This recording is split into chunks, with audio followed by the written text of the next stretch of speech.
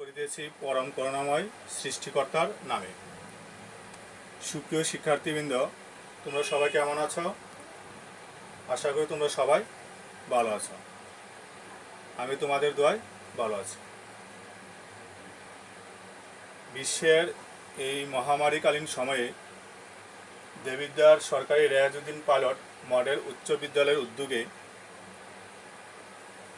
তোমাদের শিক্ষার্থীদের কথা বিবেচনা করে অনলাইন ক্লাসের ব্যবস্থা করা হয়েছে। তারই ধারাবাহিকতায় আজ আমি নবম ও দশম শ্রেণীর ব্যবসা শিক্ষা শাখার শিক্ষার্থীদের জন্য হিসাব বিজ্ঞান বিষয়ের একটি পাঠ নিয়ে তোমাদের সামনে হাজির হলাম। সুপ্রিয় শিক্ষার্থীবৃন্দ, আশা করি তোমরা আমার ক্লাসটি মনোযোগ সহকারে দেখবে এবং বোঝার চেষ্টা করবে এবং বাড়িতে ভালো করে পড়বে। সুপ্রিয় শিক্ষার্থীবৃন্দ, দেখো তো আমার হাতে এটা কি? একটা হোয়াইটবোর্ড মার্কার। কি হলো? আমার হাত থেকে মার্কারটা পড়ে গেল। আবার এটা একটা হ্যান্ড স্যানিটাইজার। এটা আমি আজ সকালে দোকান থেকে ক্রয় করে নিয়ে এসেছি। তাহলে আমি তোমাদেরকে এই দুইটা জিনিসে দেখালাম এটা কি, মানে কিছু ঘটা। তাহলে যা কিছু ঘটে তাকে আমরা কি বলি? ঘটনা। তাহলে আমার হাত থেকে যে মার্কারটা পড়ে গেল, এটা একটা ঘটনা। আবার আমি যে দোকান থেকে একটা হ্যান্ড স্যানিটাইজার ক্রয় করে নিয়ে আসলাম, ওইটাও কিন্তু একটা ঘটনা। তাহলে এই ঘটনার মাধ্যমেই কি হতে পারে? লেনদেনের সৃষ্টি হতে পারে।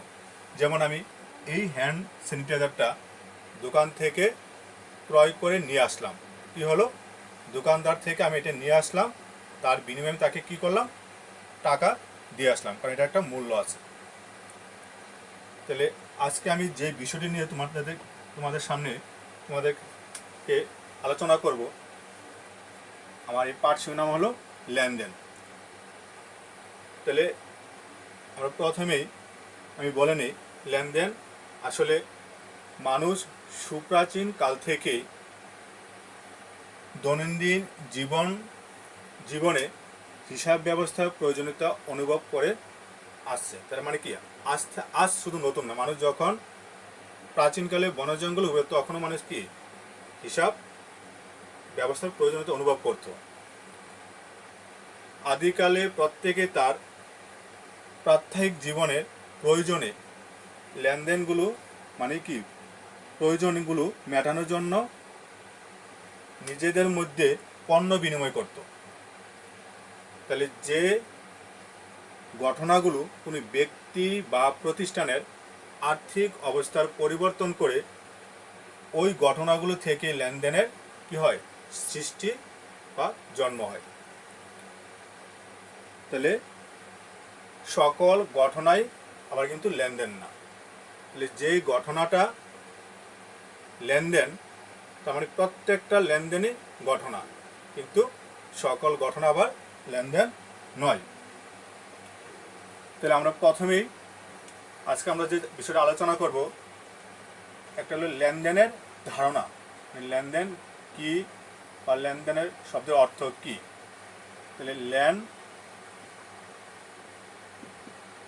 দেন আমরা প্রথমে জেনে নিই লেনদেন কি বা লেনদেন শব্দের অর্থটা কি। আধুনিক সমাজ ব্যবস্থায় হিসাব লিপিবদ্ধকরণের ক্ষেত্রে লেনদেন শব্দটির অর্থ খুবই গুরুত্বপূর্ণ। ব্যবসার জগতে বিভিন্ন ঘটনার উদ্ভব হয়, কিন্তু সমস্ত ঘটনাকে হিসাবের বইতে লিপিবদ্ধ করা হয় না। তাহলে অর্থের অঙ্কে পরিমাপযোগ্য ঘটনা যা ব্যবসার আর্থিক অবস্থার পরিবর্তন করে, সেই সমস্ত ঘটনাকেই লেনদেন হিসাবের বইতে লিপিবদ্ধ করা হয়। আমি আবারও বলতেছি, অর্থের অঙ্কে পরিমাপযোগ্য যে সমস্ত ঘটনা ব্যবসার আর্থিক অবস্থার পরিবর্তন করে, ওই সমস্ত ঘটনাগুলোই হিসাবের বইতে লিপিবদ্ধ করা হয়। তাহলে আমি বলতে পারি আসলে লেনদেন কি। লেনদেন হলো অর্থের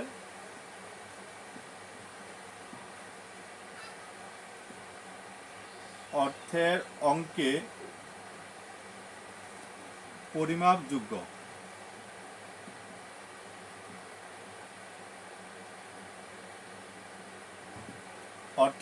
পরিমাপযোগ্য ঘটনা যা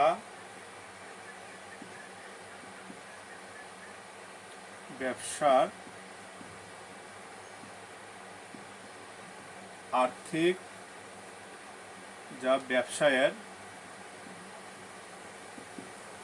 অবস্থার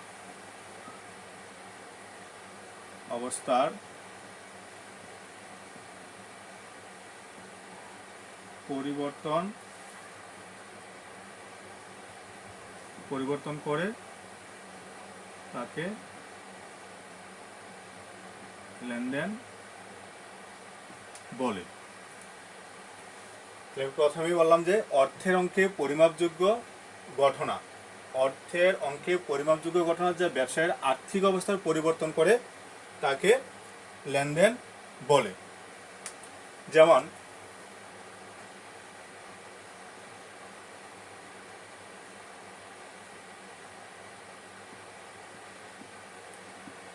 সুমন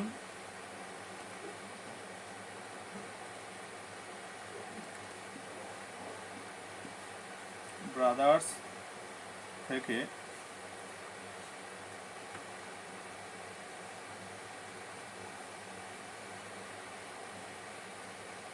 পত্র ক্রয় 10,000 টাকা। আবার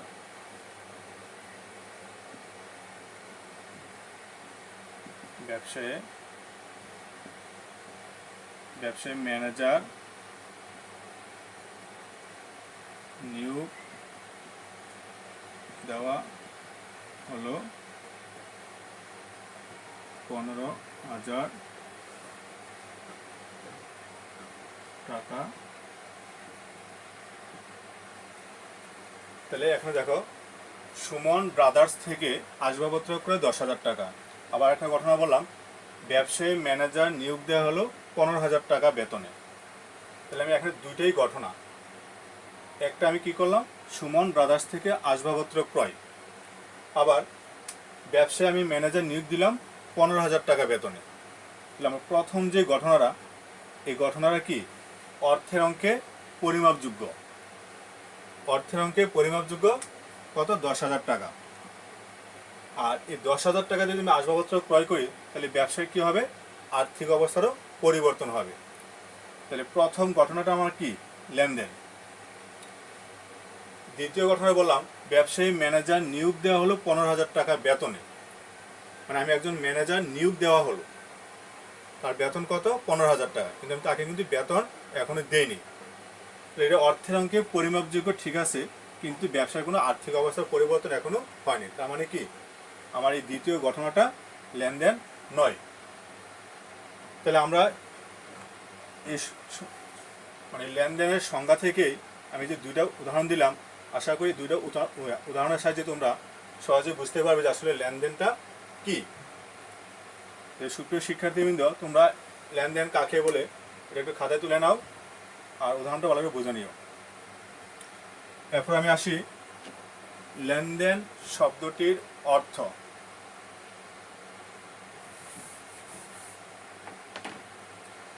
এবার দেখো লেনদেন শব্দের অর্থ,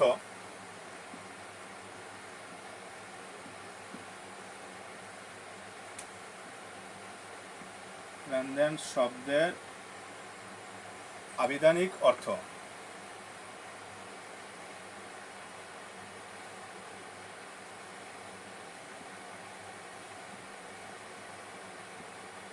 আবিধানিক অর্থ গ্রহণ ও প্রদান, অর্থাৎ দেওয়া ও নেওয়া।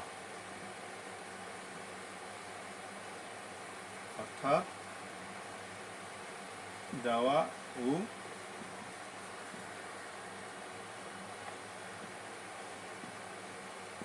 নেওয়া, যেটাকে আমরা ইংরেজিতে বলি গিভ অ্যান্ড টেক। লেনদেন শব্দটির আবিধানিক অর্থ হলো গ্রহণ ও প্রদান, অর্থাৎ দেওয়া ও নেওয়া। তাহলে এবার আমরা যাই লেনদেন। লেনদেন কত প্রকার?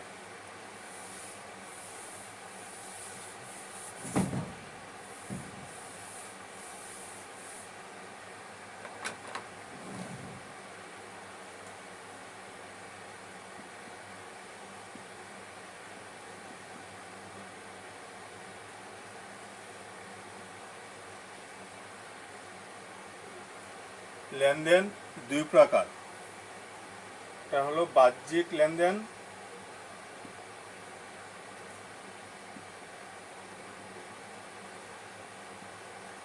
আর একটা হলো অভ্যন্তরীণ লেনদেন।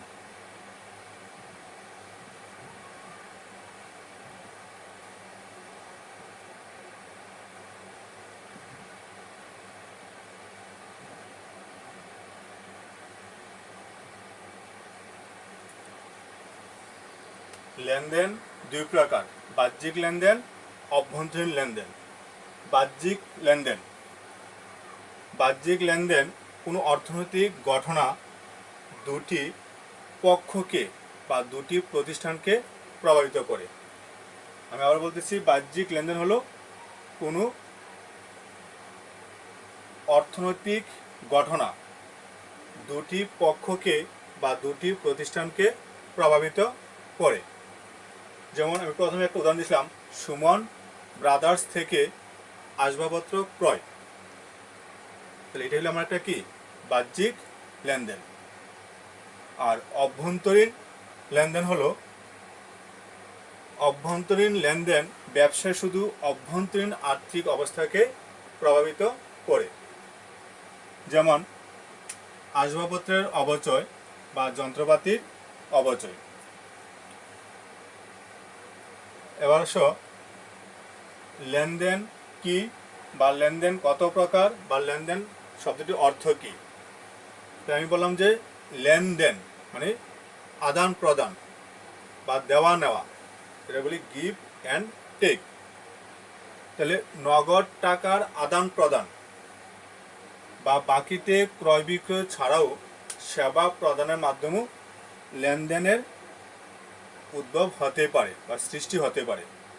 শুধু আমি নগদ টাকা দিয়ে কলমটা ক্রয় করলাম, এটা লেনদেন, কিন্তু বাকিতে আমি ক্রয় করলাম, এটাও লেনদেন। আমি ক্রয় করলাম, টাকা দিলাম, পরে দিব। কিন্তু এছাড়াও কি, যদি আমি সেবার মাধ্যমে লেনদেন হতে পারে।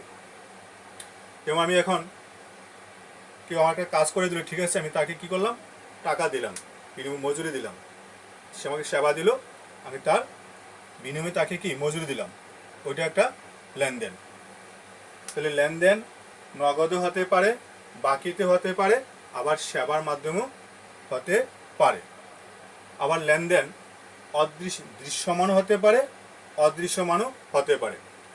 আমি নগদ টাকা দিয়ে কলমটা ক্রয় করলাম, এটা কি একটা দৃশ্যমান লেনদেন। এখন আমি যদি একটা ফ্রিজ ক্রয় করলাম,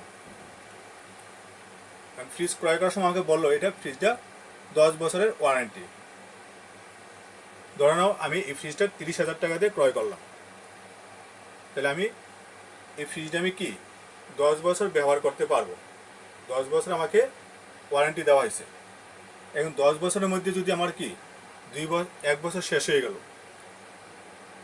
তাহলে এখন আর থাকে কত বছর, 9 বছর। তাহলে এই 1 বছরের যে মূল্যটা আমার হ্রাস পেল বা কমে গেল, ওটাকে আমরা বলি কি অবচয়। কি বলা হয়, অবচয়।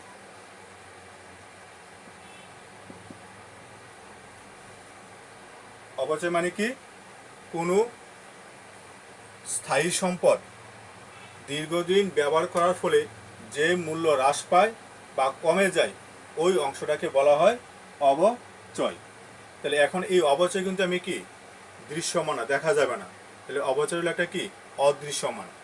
তাহলে লেনদেন দৃশ্যমানও হতে পারে, আবার অদৃশ্যমানও হতে পারে। তাহলে আমরা কি বললাম, নগদও লেনদেন হতে পারে, বাকিতেও লেনদেন হতে পারে, সেবার মাধ্যমে লেনদেন হতে পারে, লেনদেন দৃশ্যমানও হতে পারে, অদৃশ্যমানও হতে পারে। তাহলে আমি এখন লেনদেনের সংজ্ঞাটা আর একটু ডিটেলস মানে বড় আকারে বলতেছি। যেমন অর্থের আদান প্রদান, মানে যেটা তোমার বইও দেওয়া আছে, অর্থের আদান প্রদান বা অর্থের মাপকাঠিতে পরিমাপযোগ্য কোনো ঘটনা বা সেবা আদান প্রদানের মাধ্যমে কোনো প্রতিষ্ঠানের আর্থিক অবস্থার পরিবর্তন ঘটলে ওই সমস্ত ঘটনা বা আদান প্রদানকে লেনদেন বলা হয়। যেটা তোমাদের পাঠ্য হবে 9 পৃষ্ঠা একদম নিচে সংজ্ঞা দেওয়া আছে। তাহলে লেনদেন কি, লেনদেন শব্দের অর্থ কি, কিভাবে লেনদেন হতে পারে, আমি এগুলো বললাম। তোমরা অবশ্যই বই থেকে ভালো করে এগুলো দেখে নিবে। এবার আসো লেনদেনের প্রকৃতি বা বৈশিষ্ট্য। আমরা যেহেতু লেনদেন বুঝলাম যে লেনদেন শব্দের অর্থ কি বা লেনদেন কাকে বলে, কোনগুলো লেনদেন হতে পারে, যদি আমরা এখন এই লেনদেনের ধারণা বুঝে থাকি তাহলে এখান থেকে আমরা বৈশিষ্ট্যটা সহজে খুঁজে বের করতে পারবো। যেমন আমি প্রথমেই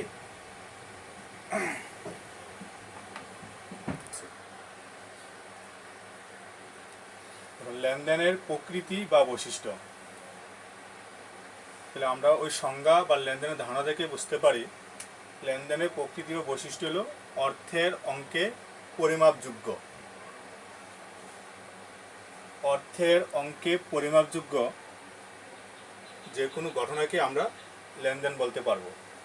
যদি কোনো ঘটনা অর্থের অঙ্কে পরিমাপযোগ্য না হয় তাহলে আমরা ওই ঘটনাকে লেনদেন বলতে পারবো না। যেমন বললাম যে ম্যানেজারের মৃত্যু হলো,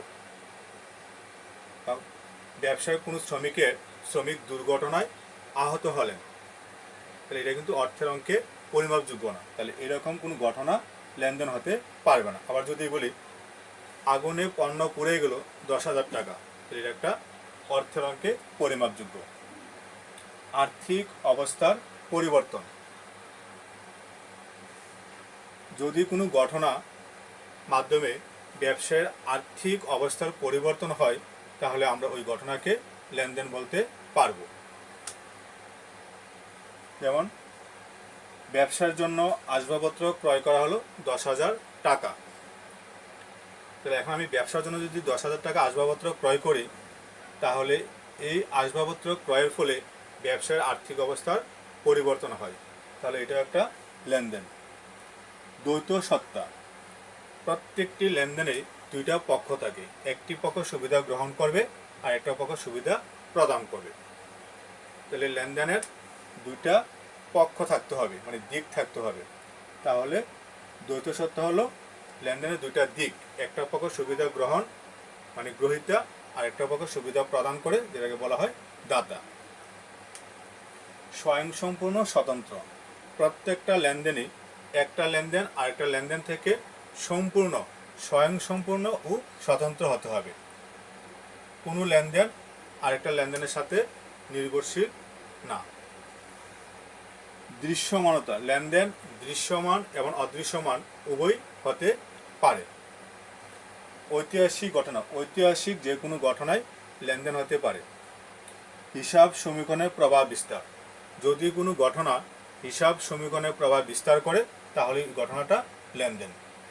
তাহলে সুপ্রিয় শিক্ষার্থীবৃন্দ, লেনদেনের ধারণা বা লেনদেন কি বা কাকে বলে আমরা ওই বিষয়টা বুঝলে লেনদেনের প্রকৃতি বা বৈশিষ্ট্য, যে এখানে 7টা পয়েন্ট দেওয়া আছে বইয়ে, আমরা যদি এই পয়েন্টগুলো ভালো করে বোঝার চেষ্টা করি তাহলে লেনদেন কি বা কোনটা লেনদেন নয়, ওই ধরনের যে আমার প্রশ্ন বা সৃজনশীল প্রশ্ন করা হবে আমরা ওই প্রশ্নের সহজ সমাধান দিতে পারবো। আর যদি লেনদেন ভালোভাবে না বুঝি তাহলে আমাদের এই অধ্যায়ের যে সৃজনশীল প্রশ্ন করা হবে কোন ঘটনার লেনদেন কোন ঘটনার লেনদেন নয়, তাহলে তোমরা ওইগুলোর উত্তর কিন্তু ঠিকভাবে দিতে পারবে না। তাহলে আমার কথা হলো তোমরা লেনদেনের ধারণা, লেনদেনের প্রকৃতি ও বৈশিষ্ট্য আমি আজকে যে বিষয়টা এখানে বোর্ডে বুঝাইলাম তোমরা এগুলো ভালো করে বোঝার চেষ্টা করবে, ভালো করে পড়বে। আর এই দুইটা অংশ পড়ে তোমরা তোমাদের আশেপাশে যে ঘটনাগুলো ঘটে বা কোনো ব্যক্তির বা প্রতিষ্ঠানের, ওই ঘটনাগুলোর মধ্যে দেখবে যে আসলে কোনটা লেনদেন নয়, এরকম 20টা ঘটনা লিখবে। লিখা কোনটা লেনদেন নয় তা আলাদা করার চেষ্টা করবে। এই বলে আজকে আমি আমার ক্লাস এখানে শেষ করলাম। সবাই ভালো থাকো, সুস্থ থাকো।